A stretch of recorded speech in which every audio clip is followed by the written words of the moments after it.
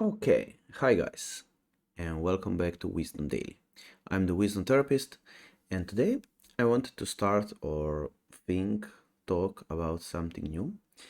And the idea is to go through some questions from Quora and try to find some great answers from our world community. And maybe at the end, give you my 2 cents on the matter. So, the question of today is: how can I overcome fears of leaving a corporate job and start a business of my own? Which is a very important question and a question that a lot of people ask themselves every day. Most of the people hate the way their lives is going and are looking for a way out. And it one own personal business is something that people like to do. So let's start. We have 5 answers, and let's start with the first one. And this answer is from Bernie Klinder. He's a serial entrepreneur, investor, consultant, and he works at Microsoft. MBA. Da, da, da. So, fear of the unknown is natural. You are leaving the relative safety of a predictable income and jumping into a new challenge with lots of unknowns and limited experience. I would be worried if you weren't afraid. So, he's telling us that being afraid of the unknown, of the business environment is something natural. It's something to take into account and something to actually live it. So, but fear doesn't have to be a negative. You can channel it to move you to action and to make sure you have done your planning properly. It can motivate you to work harder and improve your focus. Fear isn't the problem. It's how we react to it that determines if it's a positive or a negative. So let's control what's controllable and forget about what's outside our circle of control. Like any fear, the best way to deal with it is to face it head on. Start with an exercise called fear mapping. Find a place you can focus on and write out 5 to 10 things you're most afraid of and the worst outcome you can imagine. Really, let your fears surface and run wild.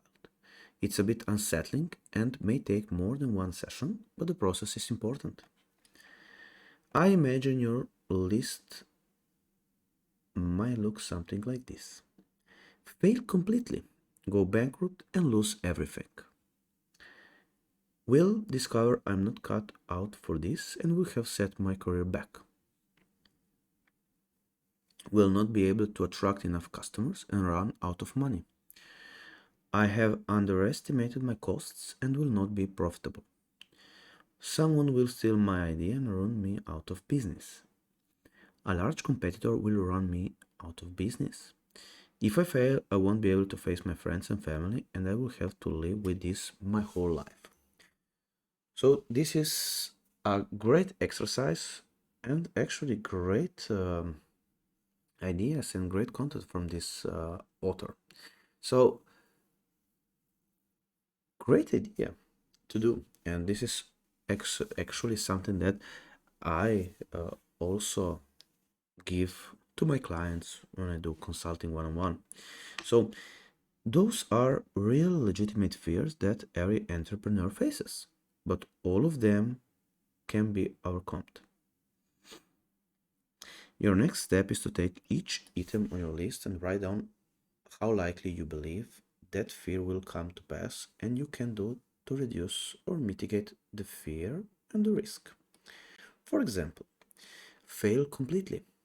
Could you really? Instead of risking it all, could you launch part time, working on weekends? Risk a smaller amount of capital? Would you really wait until you have lost it all? Or are you going to set a point where you will stop, cut your losses, and move on? This doesn't have to be an all or nothing endeavor. Great example. the answer for the fear of not having the skills. Mentors and coaches are helpful. There are lots of free resources available.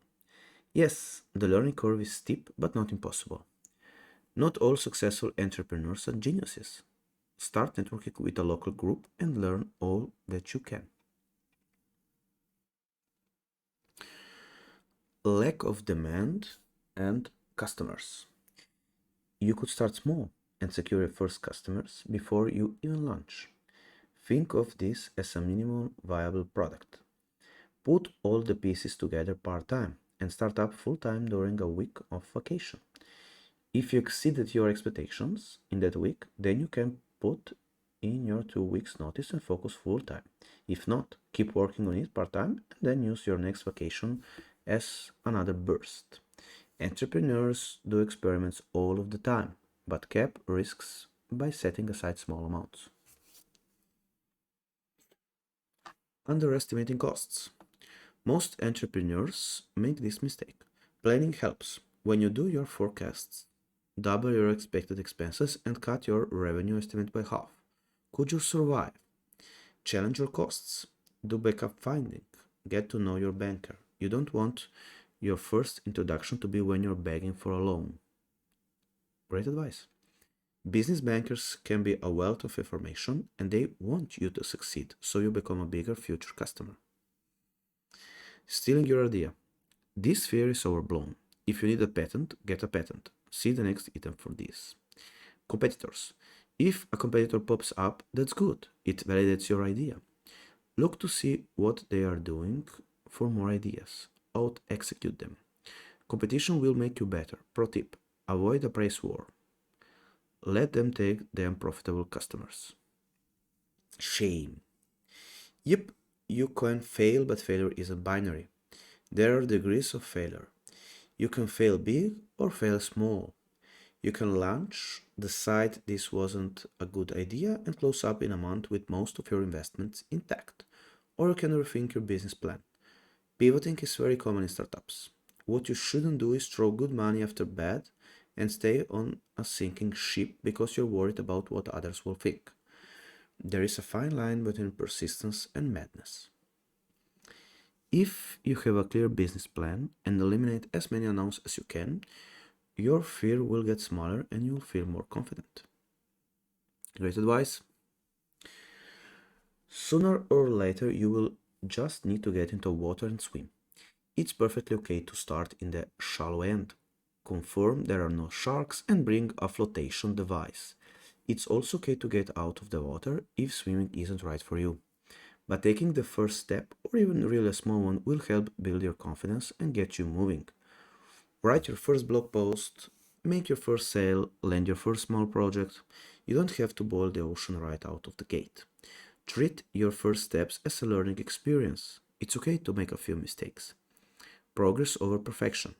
I promise, 80% plus of your fear will dissipate if you take that first tiny step. I hope this was helpful. Please feel free to leave comments below or additional questions. You may also find some of my other posts useful as well. So, Bernie Kindler's answer to it's possible to start. How can manage regular job and normal business simultaneously? So, great answers, and yes, why not? We will look at them in the future.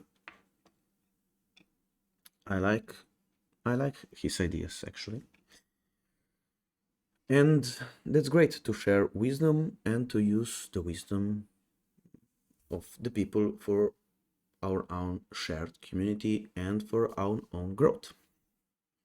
Of course, I have a lot of work to do myself. I have to improve my English. I have to do everything. I would like to improve this channel and so on.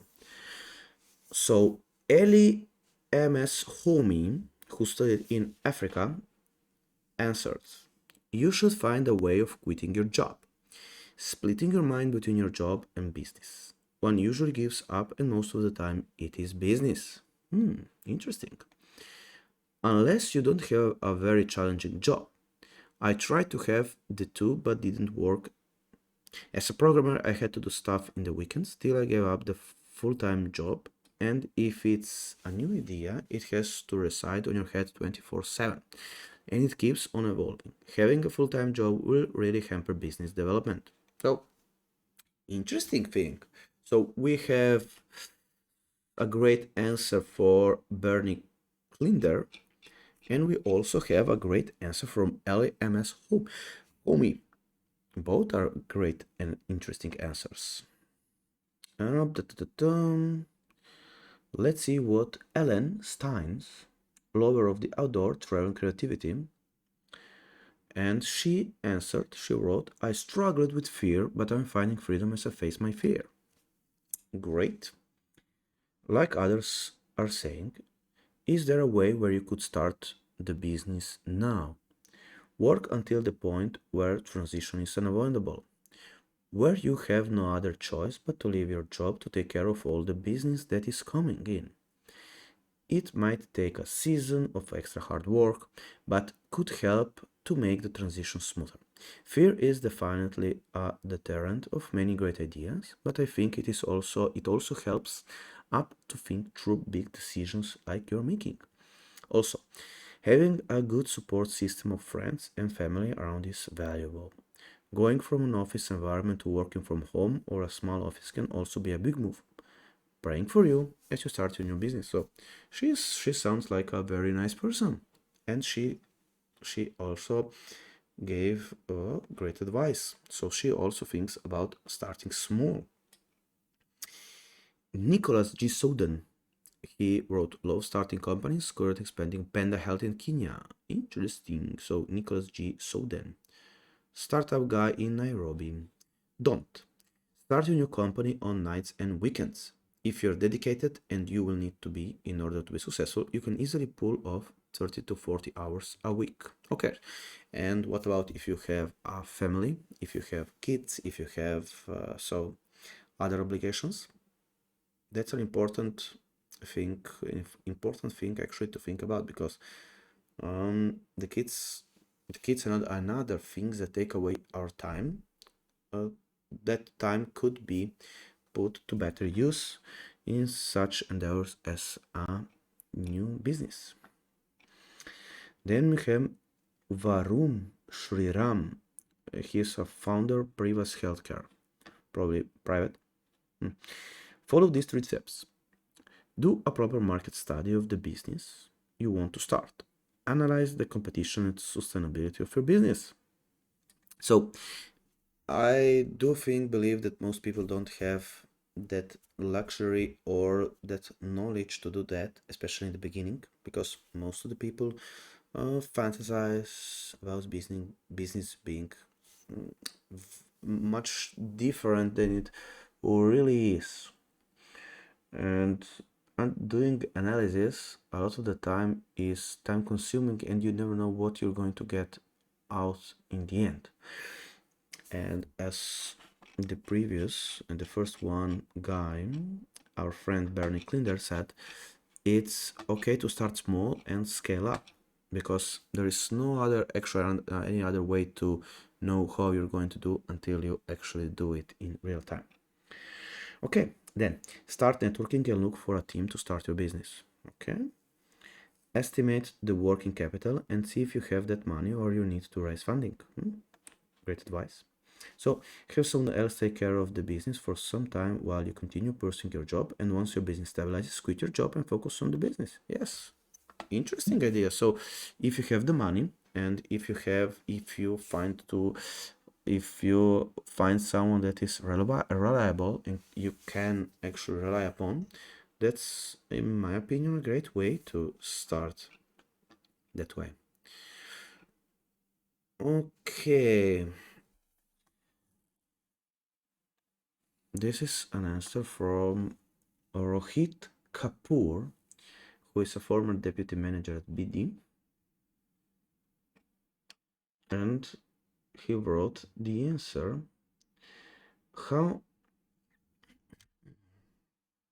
do you motivate yourself to leave a secure job and start a business? And he writes, I got a job at campus recruitment driving during the 7th semester of my engineering in November 2000, 11. They were paying fine according to the industry standards. I joined in July 2012. After a year of graduate engineering training, I started working supplying, and the first experience is always special. It becomes even more special if you have decision-making power and have got good mentors. I was lucky to have both. Okay, this is a related answer. So, so he says, I had two options: then go for an MBA or to a top B school or opt for entrepreneurship. I'm going to write CAT a day after tomorrow. I don't know what will happen if nothing works out. I've no money or business plan with me. Quitting is no easy job, but let me tell you one thing: risk it. Go against the odds. I thought of it. I thought of the worst case scenario. I couldn't make it to a good B school or my startup fails, or my previous company or a new company doesn't take me. What would happen then? Rest assured, I would leave and again bounce back. I'm confident of it. Forget your business plan, forget the capital, forget society. They will come and go and come back again. Do you choose to finish strong? I have. So he's essentially advising us to go for it, go against the odds, and try and see if we actually succeed. So those are all related answers, and maybe it depends on you whether you like this style of doing videos, if you like them or not, and based on that we're going to make the next videos. So I want to make it as simple as possible, to make it as easy for you. So I don't want to make a long presentations. I don't want to make long endings and doing creating, stacking things together. I like to keep it simple and to make this process as easy for you and for me. So until next time, I wish you a great time and take care.